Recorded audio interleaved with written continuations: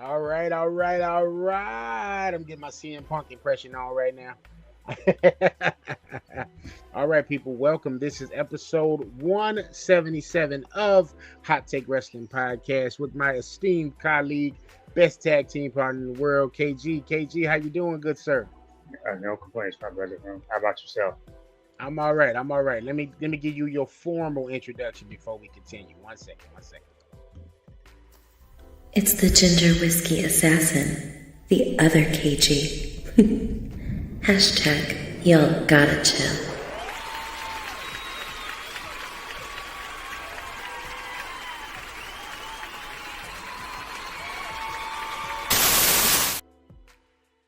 I definitely haven't heard the y'all gotta chill in quite some time, so it's kind of funny to hear that. We haven't had any of those moments in a while.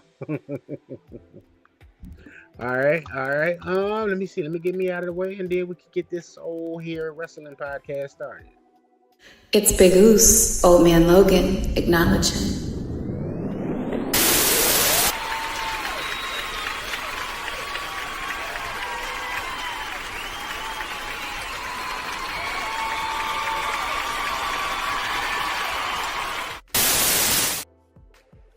All right, good people. As always, I want to thank you all for tuning in, checking us out, checking out Hot Take Wrestling Podcast.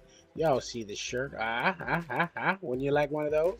Wouldn't you like one of these here? Okay, this is the nice black T-shirt with the Hot Take Wrestling Podcast logo there. All right.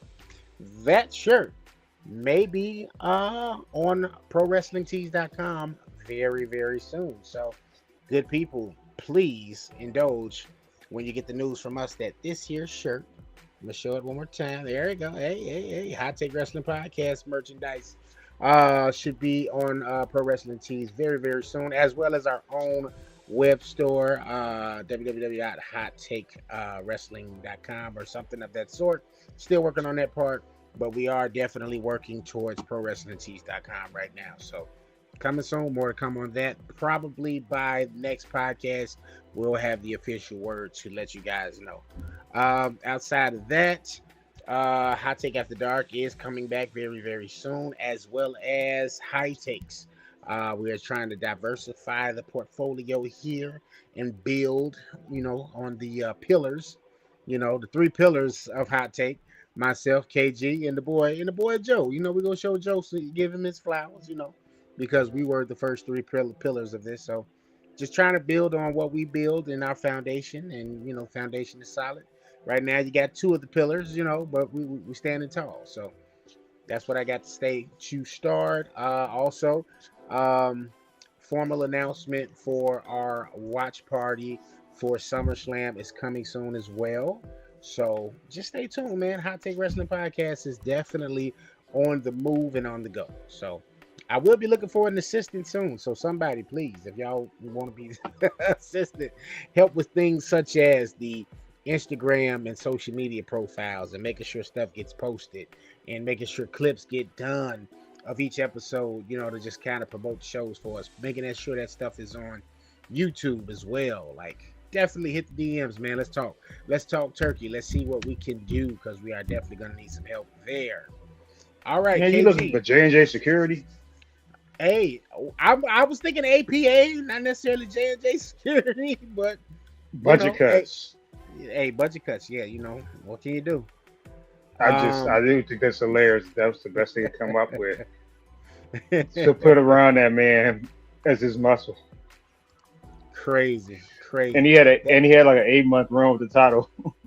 And I don't know if you give that credit. And I guess they felt like Kane legitimized that. Like, no, that was terrible. And I don't know if that was from the mind of Trips, for Vince, or both of them. But yeah, that definitely was not what was happening. Outside of that, I am going to put our link in the comment section. If you guys would like to come on this week, give us a hot take. We are on the road to WrestleMania, so we would love to hear some of you guys' thoughts, and see what you guys are thinking about WWE product as we are leading toward the showcase of the Immortals, but we also got some PLEs coming up from NXT TNA But yeah, Sacrifices Greek coming up gods at this Friday. WrestleMania. Yeah, you didn't know, KG? You said a showcase of the Immortals. The showcase of the Immortals. Yeah, man. But there's plenty of pay-per-views coming up, man. So not just showing love to WWE, but showing love to all of the major North American promotions. So, KG, to start things off this week, I want to change it up. I know we normally do our wrestling recap, but I was sitting here and I was rewatching Monday Night Raw before we got ready to start, and I wanted to throw this question at you. All right. So, NWO, arguably WCW's biggest faction ever. And DX, arguably one of WWE's biggest faction ever. If you can take a member from each one of those and take that member out of DX, put them in NWO, take that member out of NWO, put them in DX, who would that be and why? And it can't be named Six or X-Pac because he was in both. Hold on one second, brother. Mm-hmm. Take your time, think about it, because it's quite something to gander on.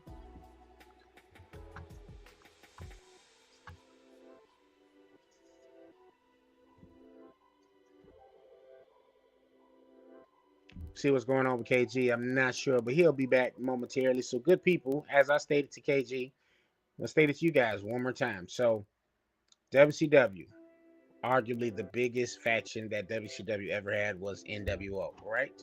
Okay, so you're going to take one person from the NWO, one of their integral members, one of their just B-list, C-list, D-list members, whoever of your picking, right? You're going to take that person.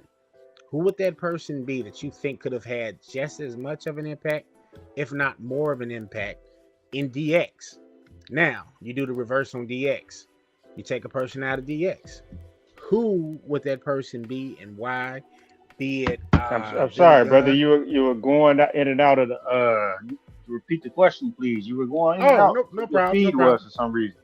Okay, I'll repeat it, but I was just telling the people again too. So I'm gonna let them. So this is what we're gonna do: DX from WWE, NWO from WCW. You can't take Six or X-Pac. That's the same person. Anybody not named Six or X-Pac, take one from each of those factions and you switch places with them. Which person would you switch that you think would have just as much impact or more, or with the different faction, and why?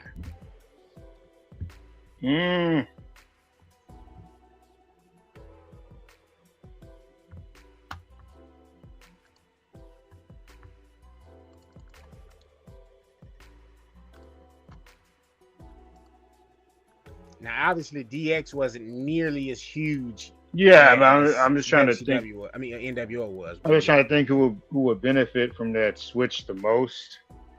I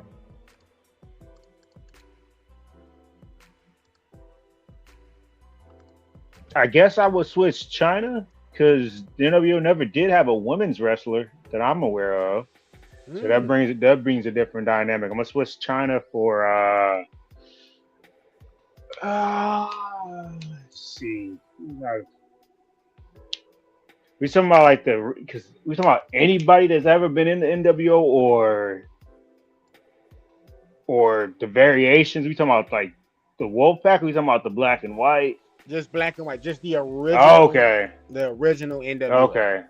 So Silver's disqualified too. Remember they had Jeff Jarrett running around slapping people with a guitar.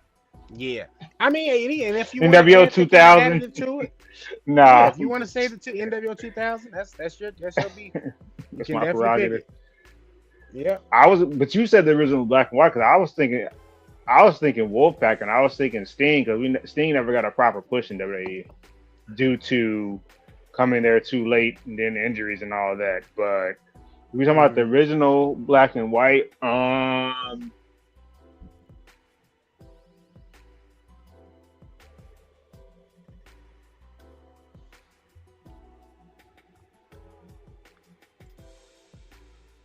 Shit. I was trying to think of somebody didn't really get a push and what different dynamic they would be.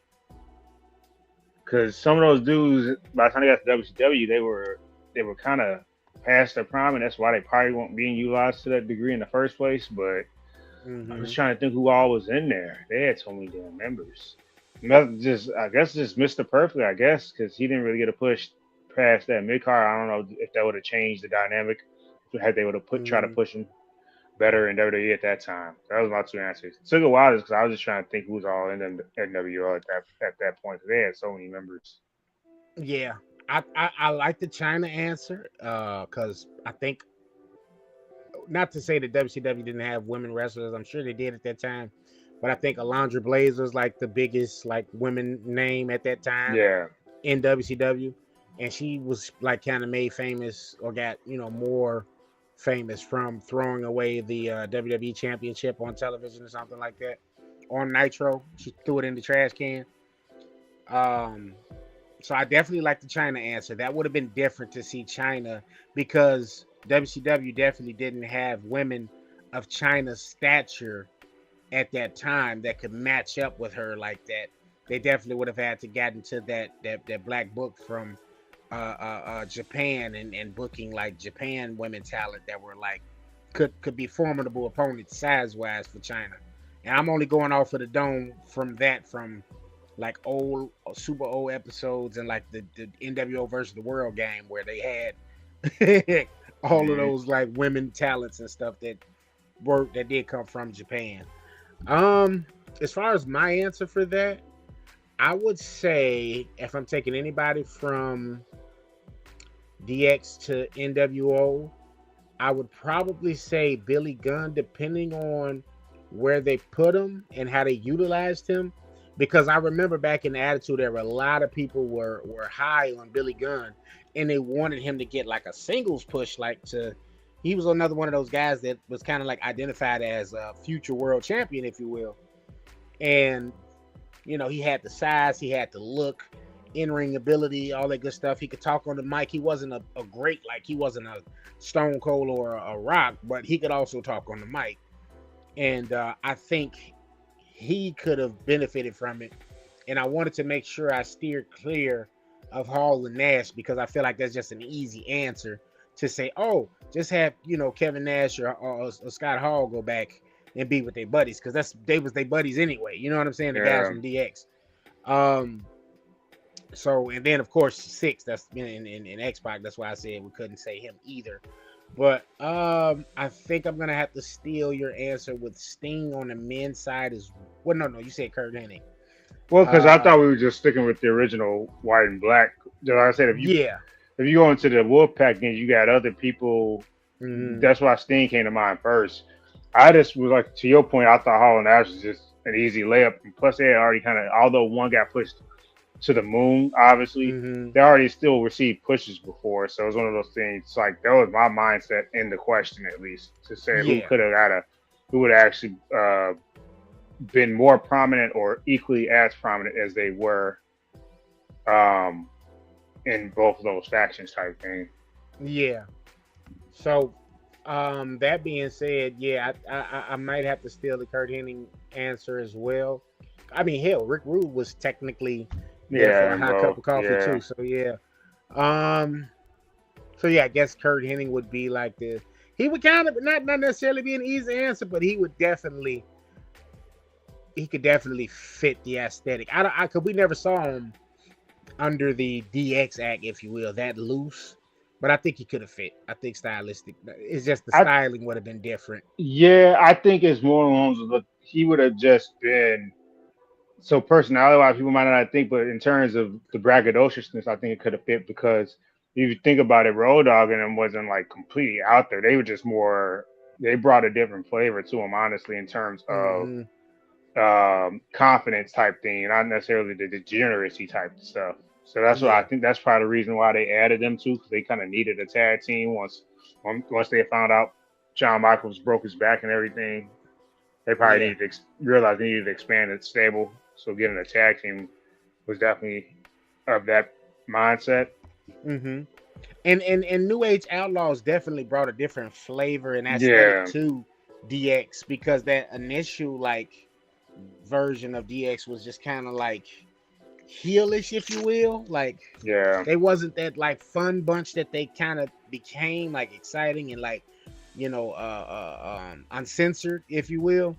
They weren't that initially. Like when Rick Rude and Shawn Michaels was at the helm, and you had China as the bodyguard. Like it was a whole different like kind of presentation of Degeneration X.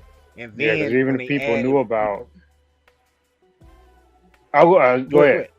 No, I was going to say, No, even I if was people gonna say, knew about the backstage with the clip, DX also mhm, started randomly. They just had a tag match against the Road Warriors, I think, on Raw, and then like I think the next week they just became a thing because they mhm, were doing their own thing. Triple H is doing his King of the Ring stuff type or whatever, and Shawn mhm. Michaels is already that been to the mountaintop, and I think at the time they didn't really had nothing to do with Shawn, so they're just like they already probably knew they were boys anyway, so they're like, yeah.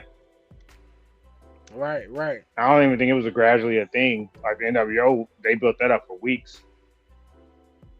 Definitely. And it was a little bit of a who's who and who's gonna be Backstory, this yeah. third guy. Yeah, yeah. But yeah, man, I'm trying to think. I saw something on and rest in peace, Scott Hall, man. I saw I can't remember if I was on YouTube or if I was on Instagram, but it was a post where like Kevin Nash was just kind of like doing an interview. May have been like a Dark Side of the Ring segment, and he was just talking about Scott Hall, and it kind of made me think about this particular question.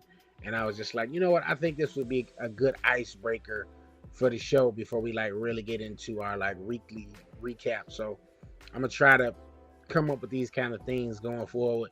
I got another question, but I'm gonna save that as we get into the rest of the episode and we do the recap and stuff.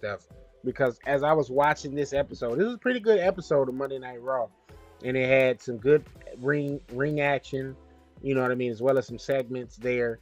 And just shout out to Obafemi, man. I love the response and the reception that he's receiving right now. That's one of the questions. I'm gonna go ahead and get this one out of the way, KG. That's one of the questions. So of the recent, I guess they call ups. I don't know if we're doing the draft anymore, but we got Javon Evans, we got Trick Williams, and we got Obafemi. ABC in terms of where they are since the call up. Where would you rank each one of those guys?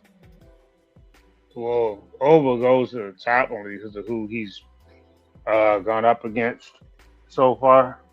In terms Mm-hmm. of the positioning to where they're placing him, I think you have to go over Trick and then Javon.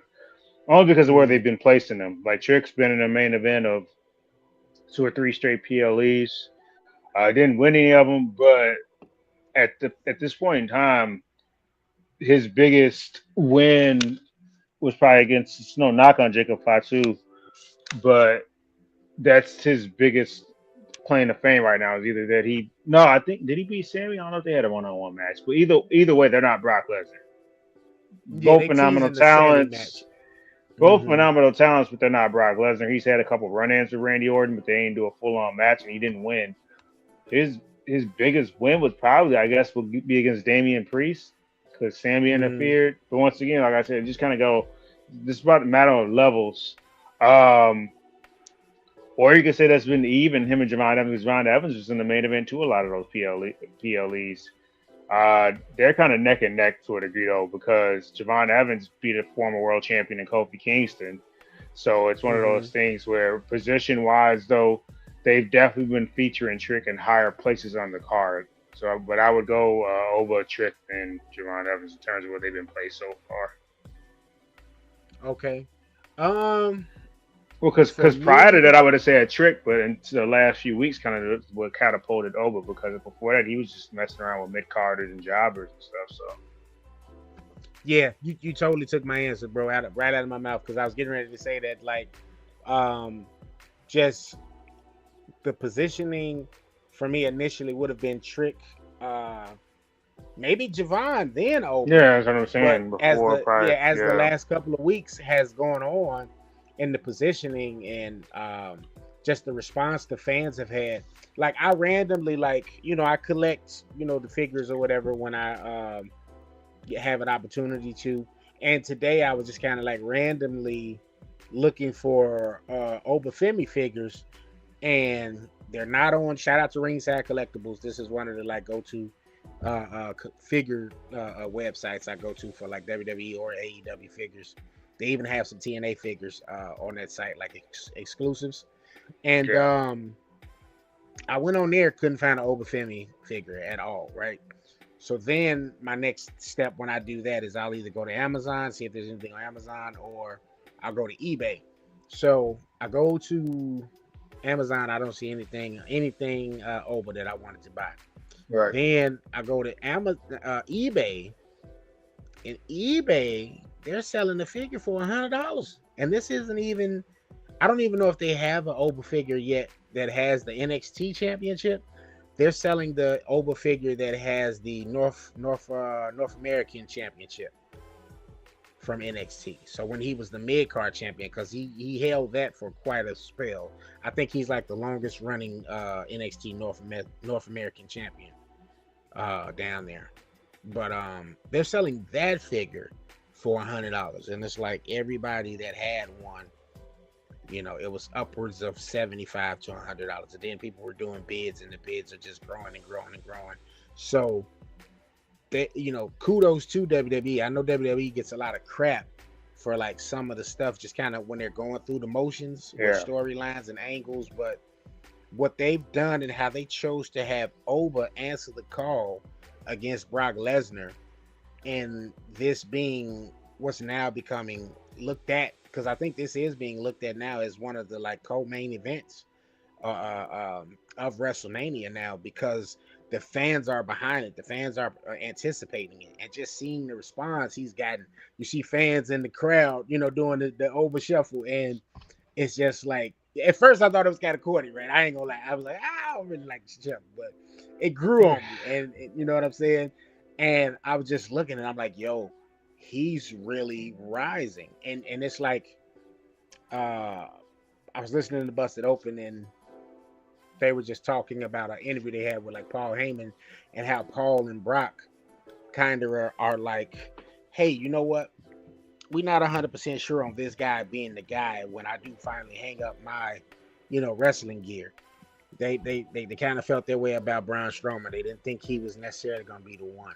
But the way Brock has been selling for Oba, I think I can confidently say that at least Brock sees something in him, and he sees him as maybe not necessarily a future Brock Lesnar, but as a future big man that can have a worthy like career path in terms of something like what Brock has done in his career in wrestling. Because a lot of the times you see WWE just kind of flip-flop with these guys.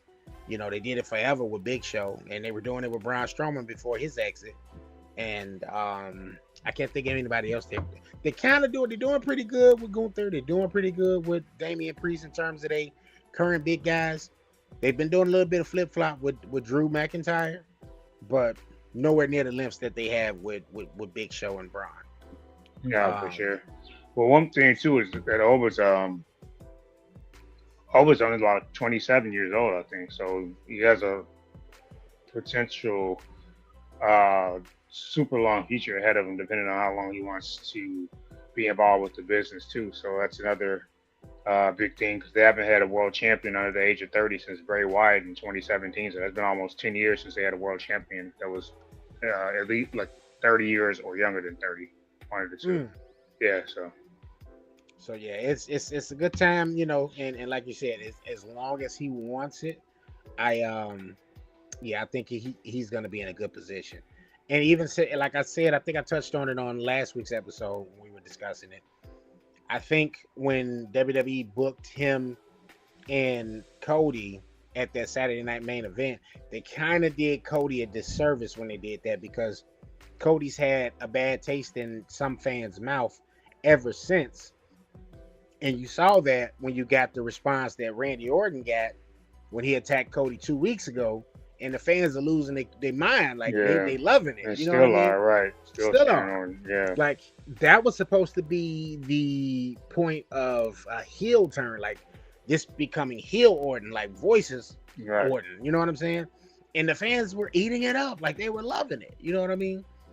And I'm So not crazy too about the whole champion versus champion thing, unless it's at like a premium live event type thing, hmm um, or if it's a title for title or something, because they always want somebody to be protected. You rarely see us like an actual strong finish, like somebody losing to the hmm other person's finisher. Like Cody hmm had that little roll up counter out of the sleeper to beat Gunther. This year, okay, well Seth won with his finisher, but like I mean, I guess he did use a weapon, so it's just like it seems like they don't ever want a definitive finish, almost in a sense, right, right. Like they don't and want to that's make the other very one look right, Yeah, bury the other person, quote unquote, or one look. Um, or the next time they do a triple threat. You could, yeah, it's still kind of cluttered, but in my mind, the champions are protected, because all everybody's taking that quote unquote beat down. Like you rarely see a triple threat where nobody takes all of them don't take damage type thing, or one person doesn't take right, damage compared to the others. Um, right. that's one way to protect them next time. Maybe do NXT champion versus the world versus the undisputed. I don't know. hmm Because at the end of the day, I want to see a definitive finish, or better yet, they've been positioning lately the mid card champions to look a lot better than they have in previous years. If you want to do a showcase, you could do what's wrong doing an NXT North American versus the United States or the Intercontinental Champion. Switch it up. Agreed. Agreed. Um, Yeah. or if they really want, because that's not even protecting. That's legit. If you're the top champion there, that's the equivalent. Even though you're supposed to be swimming with the smaller fishes, that is, I would say, the equivalent of being the mid card champion on the main roster, being a world champion on NXT. You can even put the world champion versus one of those two titles, because hmm most of the IC champions and the US champions are basically poised to be a future world champion. So, and same with NXT champion, they're supposed to be poised to be a future world champion. So, Right. Right. it's another way to protect them right there, in my opinion, at least. Agreed. Agreed.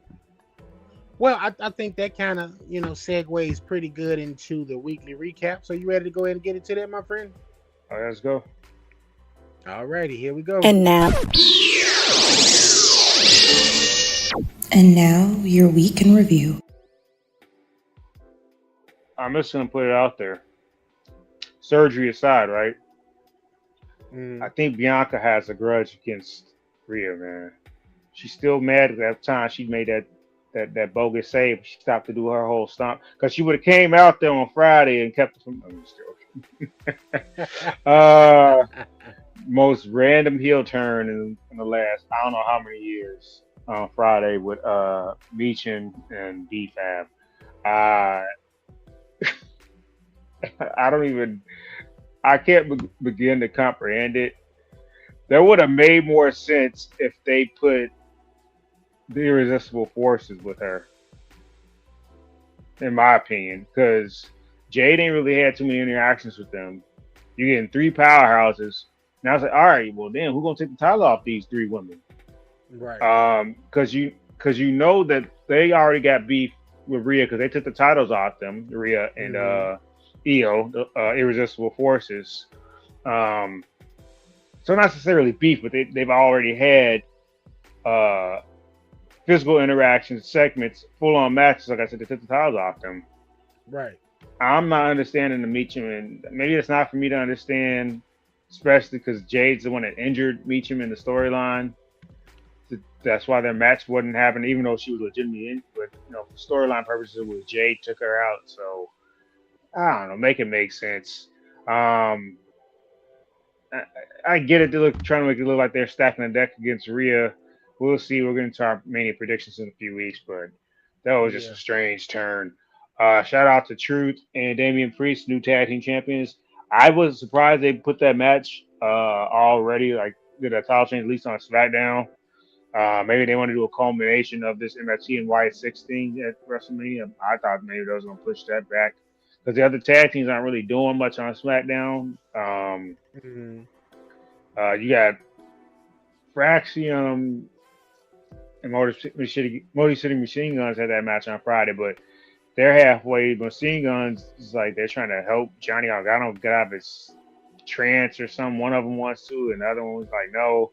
So that's maybe that's why they felt like they had to hot shot that title change. Not because Truth and Priest are super over. Obviously, you could tell by Priest's look on his face like, what the hell just happened? I don't even think he expected that. I don't think he knew. I think that was legit. Yeah, a legit reaction. And then two things this week. Former Bloodline members, man, they keep getting told they acting like Roman. Tama Tonga told that to Solo. And then LA Knight told it to Jay, man. Crash out Jay. He said, you acting like Roman. Get him. Who is the real tribal chief?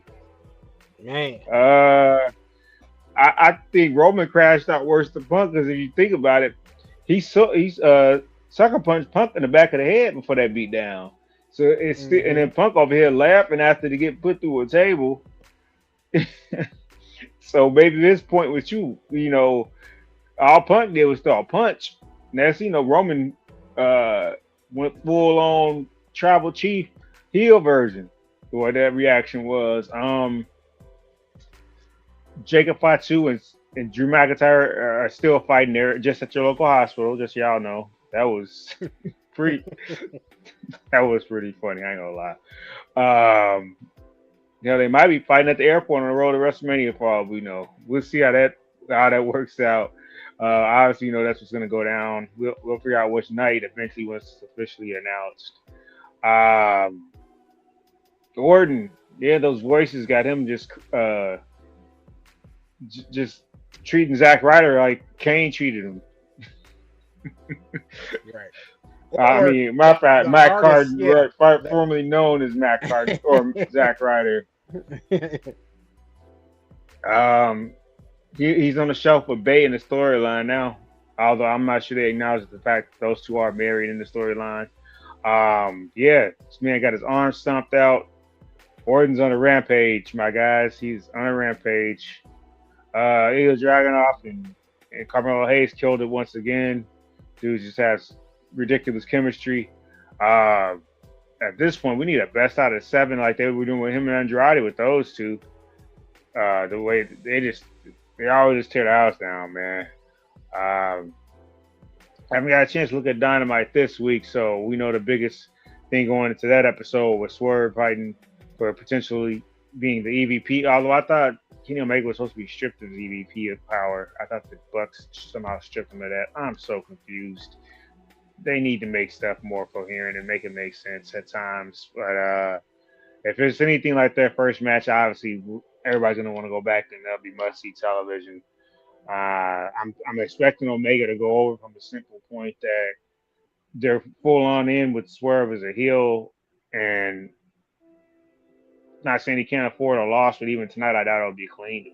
If he does in fact lose, it'll probably be Brody King or somebody coming out to do something. And they'll probably continue that feud going on to Dynasty, or even Heyman. They haven't shown him since he lost at Revolution, so we'll see where that storyline arc goes, because they could try to reignite him and Swerve. I'm not sure.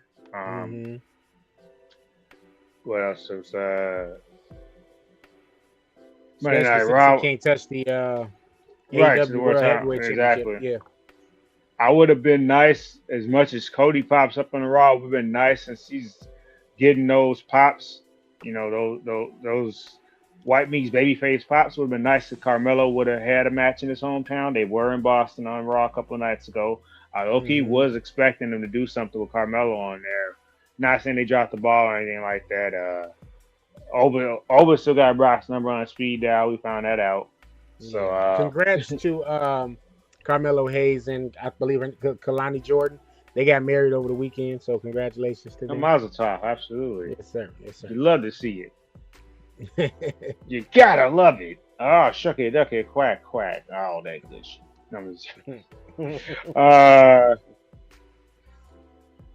no bread, no water, just drinks at the reception. No, I'm just joking. Oh, my Uh, brother, testify. but yeah, man. Obviously saw Finn come back to get a little partial revenge on Dirty Dom, so we knew that was coming eventually. Like I said, I'm surprised. I mean, everything don't have to be for the championship. It's I saw somebody put a take out not only about Finn. They were like, "What if they do like a mixed tag or some?" Somebody said, "What if him and Stephanie show up as the Demon, like a mixed That tag would be match?" cool. That would definitely be cool. Because she already kind of got the horns thing and the dark entrance in herself. I Hmm. think Finn's definitely bringing the Demon back for WrestleMania. And like I said, Dom is in that weird space where, depending on where they're at, because Hmm. like on Monday, that crowd was low key split. I'm like, "You that pop Dom got?" Like, Yeah. I don't know what's going on, man. But I Yeah. mean, obviously, like I said, they put the title on the right person to get it off Dom, and they got it off him in the right time, because it had to have been Penta. We saw what happened with Cena. We knew Cena was one of the names too. That happened 4 months ago. He was Right. definitely one of the names that was up there too. But it was a select few. That's how over Dom was getting in a lot of these crowds. So I'm glad they put not just because Penta obviously earned it too, but I'm glad they did it at the right time. So where Penta got that pop that he's been getting since he's gotten there. But definitely a moment for Penta that happened at possibly the right time. We were winning WrestleMania, and maybe that's why they said screw it, because WrestleMania does tend to get a lot of those quote unquote snarky, the smart crowds, that Hmm. they like to just want to make the heel go over for whatever reason. So Hmm. there's that. Yeah, man, I do think this is just hilarious though with the Usos. They just keep getting interjected in this. The young Yeah. boys, as they were called. Yeah. And that's why I asked that question about the bloodline, man. And I was just kind of like, I don't know if they forcing the issue to make the bloodline return in some capacity. I mean, because Punk doesn't have any backup. It's just Punk, right? Like, I don't think CM Punk warrants Roman Reigns, who's obviously the bigger, younger guy here, to have backup. You know what I'm saying? Hmm. Unless CM Punk is playing the vampire character he played in that Night Shift movie, and he got existential powers. But yeah. Well, How do you and feel to about that, that? If I I don't know if we need no bloodline reunion. The storyline arc lasted for about 5 years, and then they brought it mm, back after. It lasted for about 5 years. If you well, my fault, 3.5, because Roman was gone, and then I think they officially became a thing like in the fall of 2020. But then they mm, were together under Roman's leadership for about 3.5 years. Roman's gone. Immediately go back into the bloodline. They just were babyfaces. So we mm, already kind of got that bloodline reunion in the sense when we got the mm, War Games. Uh, there ain't enough they can really do with the bloodline. So I don't want to see the bloodline reunited.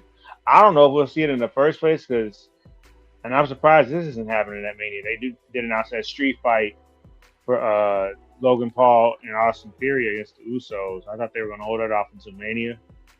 mm. So I'm not saying they have to be champions too to reunite with Roman, but because you're gonna push him again, obviously, if you do the bloodline thing, and Mm. it's just oversaturated. I'm kind of over it, man. I don't need to see it again.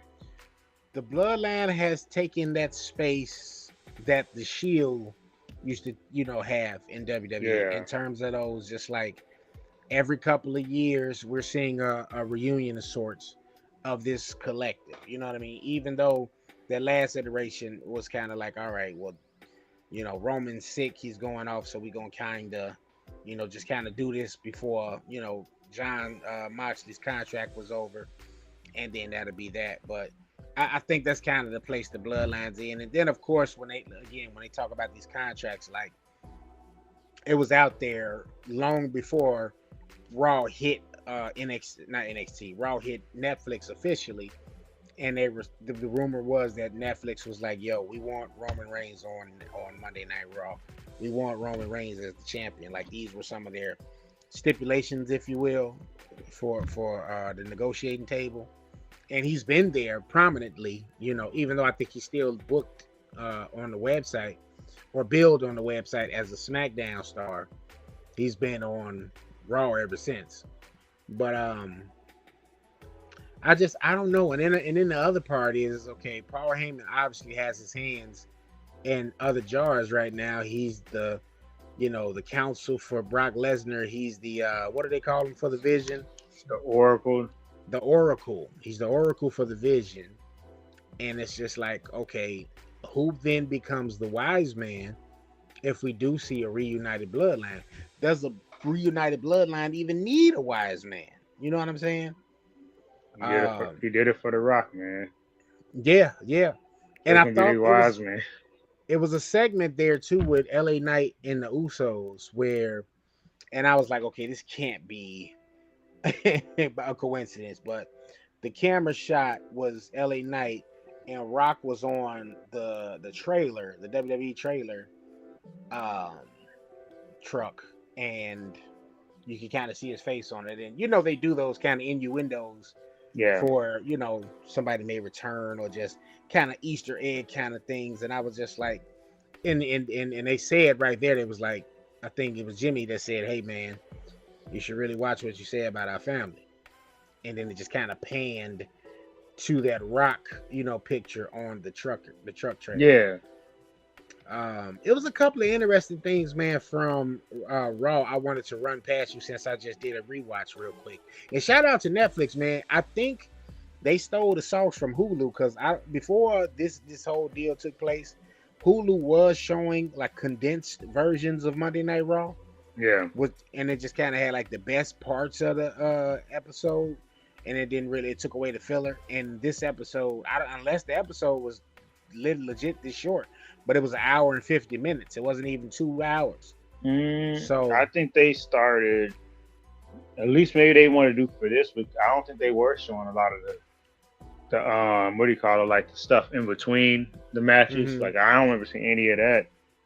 So this could just be they wanted to do a shorter episode. But you about right. I think it was about 1 hour and 50 minutes based on what I watched too. So okay. Nothing wrong with that. I was definitely wondering, because I was like, this was kind of like a concise, straight to the point, kind of deal. And I was all for that. That's why I used to love those Hulu episodes when they would do the reruns of them a couple of days later, because they would literally give you all of the integral pieces of that episode you needed to see. But I only think the 3-hour show should be built up before the biggest events of the year. Like I'm fine with a 3-hour Raw before the Rumble, Mania, SummerSlam, and Survivor Series. Other than that, I don't see the point of the 3-hour shows. Agreed. Or anniversary show. Yeah, I think they need to bring back the Talking Smack show, and I can't remember what the Raw show was called after Raw Recap. I think Raw Recap, maybe. They need to bring those back for those 3rd-hour blocks. Not necessarily for Raw, because Raw, like we just got through saying, is like 1 hour and 50 minutes. But SmackDown is now a 3-hour show, and it's like you don't have all of those big name stars on SmackDown like that to kind of justify this being a 3-hour show right now. Like I just said, Roman is listed as a SmackDown star, but he's on Monday Night Raw. But I was looking at some of those segments, man, and I want to kind of just spitfire some of this stuff to you, get your thoughts on it. I was looking at the match, Grayson Waller versus Javon Evans, right? And I think some of those call-ups, and even though he's been on the main roster a few years now, him and Austin Theory, I think some of these guys could use a do-over in NXT, because Grayson Waller, he's pretty solid in the ring. He's okay on the mic. I don't really care for the goofy stuff on the mic, excuse me. I think they kind of put him in a Miz type of mold. And while, okay, he can definitely do that, I think they're missing the buck with him. He looks like a champion. He performs in the ring pretty good. I'm like, NXT, he'd be an NXT champion right now, like, a world champion, and he could carry that show. And I'm like, they need to kind of have some of these people, as they're calling people up, kind of go get a refresher, because like they had Johnny Gargano go back down to NXT randomly on Tuesday for the gauntlet match, and it's just kind of like, yo, NXT needs a Johnny Gargano down there, because you kind of gutted the roster of its like main event talent when you took Javon, when you took Trick, when you took Oba to the main roster. So when you got guys like a Johnny that you're not necessarily doing anything major with, I don't see anything wrong with maybe having them go down there and get freshened up in NXT, and then maybe come back up if they re-sign or whatever. But I agree with that, because if they're not really getting. I mean, everybody's trying to get TV time that matters, but if they're like Apollo Crews, they keep now randomly showing him backstage on SmackDown. I'm like, I didn't know he was still with the company. I'm gonna be honest with you. I thought he might have been part of the latest roster. I think he was injured. Yeah, no, he was injured. I think he had some type of injury. He had surgery. I don't know if he's necessarily cleared just yet. But that's probably why, because he probably would have been part of those next round of releases, because prior to that they did utilize him in NXT, but it wasn't like he was getting like a super duper major push. He just was having matches down there to kind of like legitimize some guys, you know what I mean? But yeah, I was just thinking, man, I said Johnny Gargano, not that he needs a refresher, but I think Johnny Gargano would do better in NXT right now, because they're not really doing nothing with him, especially with Tommaso Ciampa leaving. I'm like, yeah, send him back down to NXT and let him kind of just like, be the ring general down there, if you will, be like the locker room leader for NXT. Or they could put him on TNA. Yeah, that too. And he could definitely jump, from show to show if he's on NXT. But I was thinking him. I was thinking Grayson Waller. I was thinking Austin Theory. And I think they also need to kind of get away from this mindset that because they're part of the main roster, they can't hold an NXT championship. I think when they took that North American championship off Solo Sikoa, when he finally got called up into SmackDown to be part of the Bloodline, I think they did a total disservice to the Bloodline storyline and to him, because that could have been the Bloodline representation in NXT. That could have been your way to have a Paul Heyman on an NXT episode every now and again, even if it was just whenever Solo was having like a championship match at a pay-per-view, or maybe a episode prior to a pay-per-view, and you do it that way. You know what I mean? I think they need to get a little more progressive with that. Same way they were doing, and I don't know if that was just like a call Bayley and Sasha was making to make sure that they went to each brand and defended the women tag titles, but you really haven't seen that since it was on them. I think we got Bianca and Naomi down there in NXT maybe once or twice. And that's when Jakara was still there and Lash Legend was there. Yeah. But yeah, man, I was just sitting there thinking, I said, yeah, Grayson, Austin, Johnny, and I couldn't think of anybody else, but I said those guys specifically, I was like, they could totally go and get a refresher down there and really, really bring something more to that product. What's your thoughts on that? Well, I agree, and also I would say that they could maybe once at the because you would occasionally see that, wouldn't you? Like at a premium live event. No, I'm thinking of the UK. They would do that. They would occasionally have the NXT UK championships defended at Takeover. I was gonna say you could have some of the NXT championships defended at the premium live events. I think they need to start doing that too. At the major ones at least. Like why isn't there NXT? We only seen that one time when they had Charlotte go down there when she won the Rumble and WrestleMania 36. So they could do that as well. That would help because then as you get an exposure, you could say you could start building feuds potentially. Mm-hmm. I also, if it's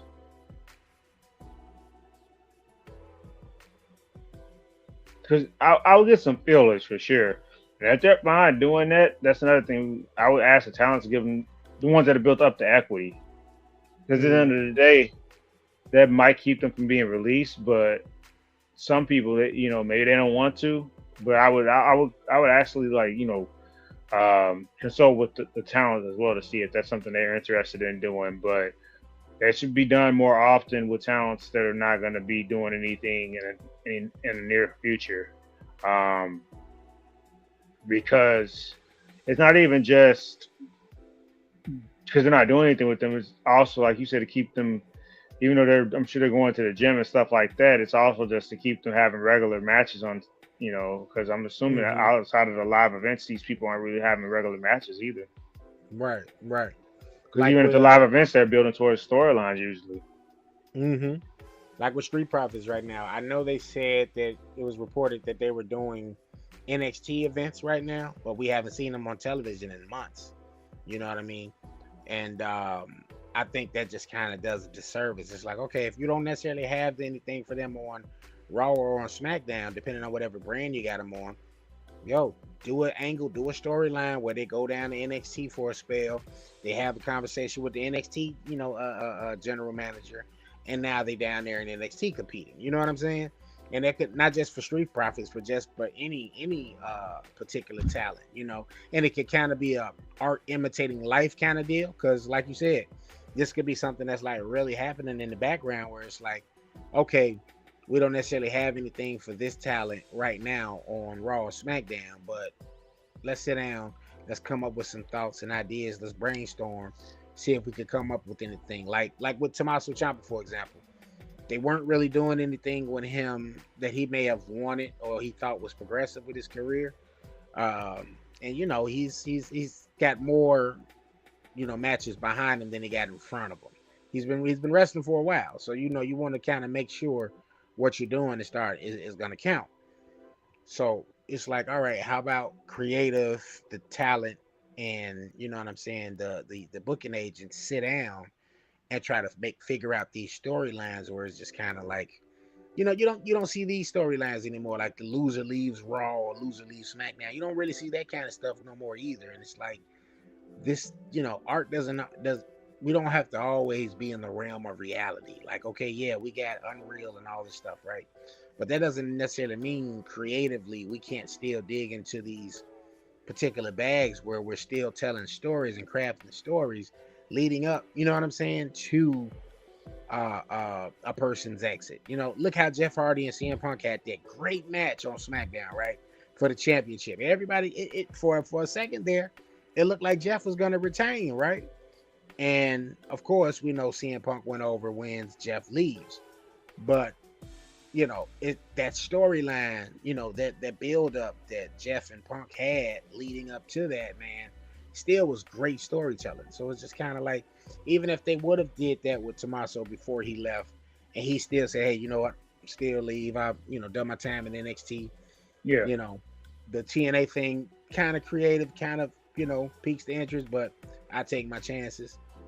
You still may have that happen, but you at least you're giving the talent and creative a chance to see, hey, can we build something here first before we just know, all right, we're gonna part ways. I think creative, outlet, just they got to start being a little more creative in that direction, with that kind of stuff. No, they definitely should probably out of foresight and don't be afraid to ask. And it's not like I said, to just have an open discussion with the talent. Yeah. That goes to the women too. We don't want to just single out the men and act like, not that we are, but that goes to them as well. The women are not doing anything with. No one comes to mind particularly right now because they are pushing these tag titles. So it looks like they all have something of note to do. I don't think there's anyone that's not being utilized or Well, Mishin and B-Fab were. There you go. I think they definitely could have benefited from going back to NXT because once this is over, because I'm not gonna say for sure that Rhea is gonna go over. That seems to be a consensus. I Mm-hmm. personally still think they might be building towards Bianca taking the title off of her if this surgery goes well. If they finally got Mm-hmm. that together, because the storyline just writes itself. But I don't think that's a long-term storyline what they have planned with B-Fab and Mishin being like henchwomen for Jade. So those are two that Yeah. come to mind. So And that was so random. Like you yeah, said, man, the last legend, Nia Jax parent would have worked so much better, given that they already the champions. They all sizable women, so they all yeah, have this air of like, you know what I'm saying? They're opposing, the opposing forces. They're gonna be looked at, in a more dominant fashion. You know what I mean? no, for Jade sure. looked like she's carved from stone, literally. You know what I mean? So you put her with them, not to take a crap on Mishin and B Fab, because I do think the pairing is an interesting pairing, and I do, even on screen, I think them on camera work. You know, but it was just Hmm. kind of like, all right, she just had championship matches with these women. Like, how do how does this make this make sense? Why would they join forces with her after her being an adversary? You know what I'm saying? After losing to her in matches, Right. you Well, know and what I also mean? getting beat down backstage and everything too, because for Yeah, weeks they weren't even having the match. They were just building up to it and saying they weren't going to have it, and she telling them to stay in their lane and all this, that, and the third. So yeah, it's just a little weird pairing. That's you all. know. Like I said, they And ain't then really doing that else with them anyway. yeah, But and then you're not yeah, having any matches with Jade. Like Jade hasn't had a match since when? When was her last match?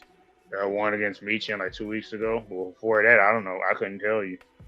Yeah, so it's just like I don't that doesn't do her unless there was an injury or something like that. And I haven't seen any report of that, but I don't Yeah. think that does her any good, for the anticipation, that builds with the fans for her WrestleMania match. You know what I mean? No, It it's doing her just a disservice because even if they want the championship to feel special and her be like a special attraction, I just say that the title doesn't need to be defended every time she wrestles. Like we just mhm. see, they've been pretty good about giving title matches on television. I just say just don't make it title matches then if you want to protect her. But she should be having regular rotations with Mhm. matches on television at least. Yeah. And who's to say they can't just hit up Wrestler Town and have a jobber there for that week and her just face Yeah, the jobber, a little quick squash match. Like, she should be in the ring. Like, it's a throwaway title reign if she's not, defending it, not being on television, not being present. You know what I mean? Like, that's a fact. Yeah, Um, but yeah, so before we get out of here though, bro, I want to do the NXT results really quickly. yeah, And then as I mentioned, Friday, TNA has a pay-per-view coming up called Sacrifice. We won't make picks for it, but I'll just, the matches that are listed thus far, I'll bring that up so our listeners, our viewers can be privy to it. And if they want to watch it, I think it's going to be a TNA Plus thing, so you got to have their subscription to watch this particular PLE. But I'll go over those matches in a second. But for NXT, let's see. We're going to start with Women's Speed Champion Ren Sinclair and Kendall Gray defeating Fallon Henley and Laney Reed in a match. We're building up to Zarya and Sol Ruka. I think that's going to happen at Stand and Deliver. So we had a promo with those two. Kalani Jordan defeated Thea Hale. Johnny Gargano returned to NXT for a gauntlet match, and he won said gauntlet match to become the number one contender for the North American Championship. So I think that's going to take place. Let me see if they got the... It doesn't say when that match will take place, but yeah, so congrats to Johnny. And again, instant impact. You know what I'm saying? Los Americanos defeating the Culling for the NXT Tag Team Tournament. Tony D'Angelo defeated Ricky Saints via disqualification. Yeah. and it looks like we're building up to a NXT Championship feud between Tony D'Angelo, Ethan Page, Ricky Saints, and what's my man named Joe Hendry. So that's NXT, and then Sacrifice is looking like the following. We're gonna have TNA Knockouts World Championship match: Danny Luna versus Ariana Grace versus Li Ying Lee. We're gonna have Moose finally versus Eddie Edwards. Mustafa Ali and Tasha Steelz versus Trey Miguel and Jada Stone. Also gonna have another tag team match: Elijah and Hometown Man versus Frankie Kazarian and AJ Francis. And another one announced thus far is Mara Shade versus Elena Black. So more to come on that. That's gonna be Friday, March 27th. It's gonna be in New Orleans, Louisiana.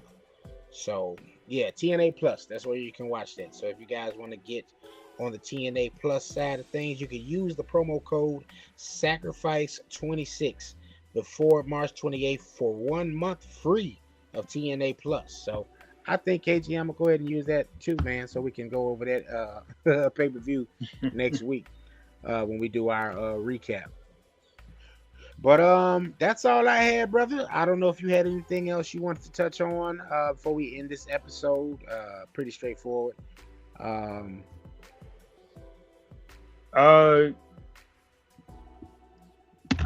just wonder what Seth Rollins' bail money was. That's all. That's that Paul throwing the mic at him was pretty funny to me for whatever reason. I got a good crack of that when that took place. Paul was all over the show too on Monday, man. He was in what, 3-4 segments? Yeah. You know, so they definitely utilized. Paul was definitely the MVP of Monday Night Raw last week. Oh, KG, before we get out of here, bro, wrestlers of the week for this week, who did you have? Or this past week? Oh. Yeah, kind of putting you on the spot here before we. Well, yeah, no, I was just trying to think of my week in review. I guess I'd go. You know, that's especially I go Darby Allin casket match. They're building him up at least. I think to take down MJF. For the women, I'm trying to think any standout matches because. So it's like sometimes they'll have a featured match, but then other times it's like they don't really spotlight them as much. Women, I will go with Lash Legend. Okay. From the standpoint that made an impact immediately on the main roster. They positioned her.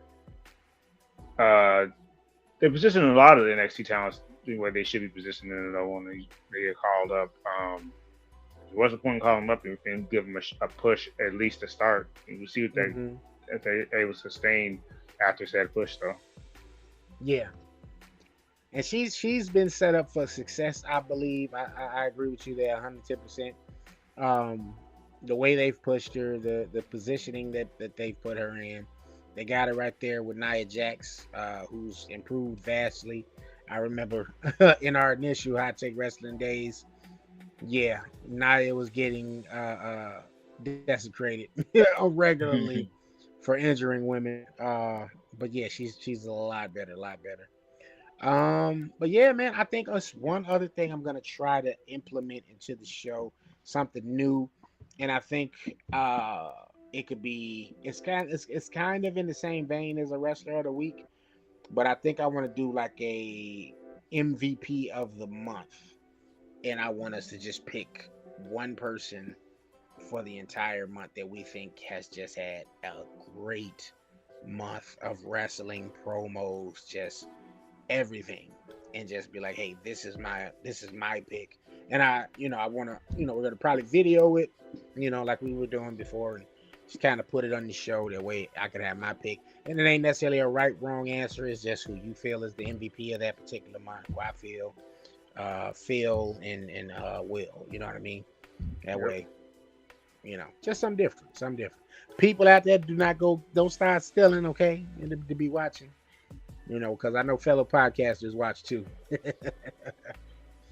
But yeah, that's gonna be it for this week, y'all. I want to thank y'all for tuning in. Please like, share, and subscribe. Tell a friend to check out Hot Take Wrestling Podcast.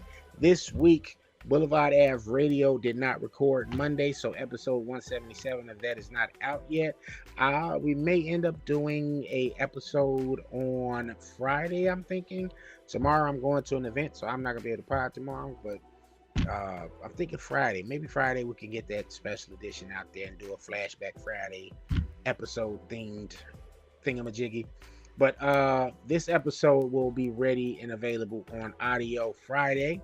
So thank y'all for watching this. As always, the party starts at 8 p.m. Wednesdays. And we up out this piece, man. This is episode 177 of Hot Take Wrestling Podcast.